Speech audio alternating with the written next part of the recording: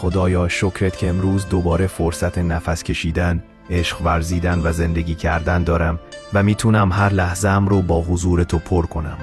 خدایا شکرت که وقتی چشمامو باز میکنم اولین چیزی که حس میکنم آرامش و امید توه و همین برای شروع یک روز عالی کافیه. خدایا شکرت که امروز میتونم گذشته رو رها کنم، اشتباه‌ها رو به درس تبدیل کنم و با دلی سبک و مطمئن قدم بردارم.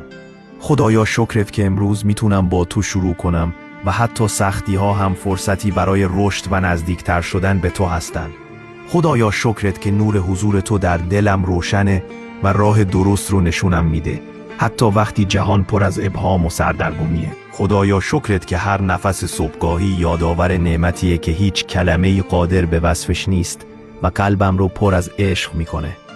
خدایا شکرت که امروز فرصت دوباره‌ایه تا بهترین نسخه خودم باشم، با امید، انرژی و دل باز برای زندگی. خدایا شکرت که با تو بودن یعنی هر روزم پر از معجزه، نور و آرامشه و هیچ چیز نمیتونه این حس رو ازم بگیره.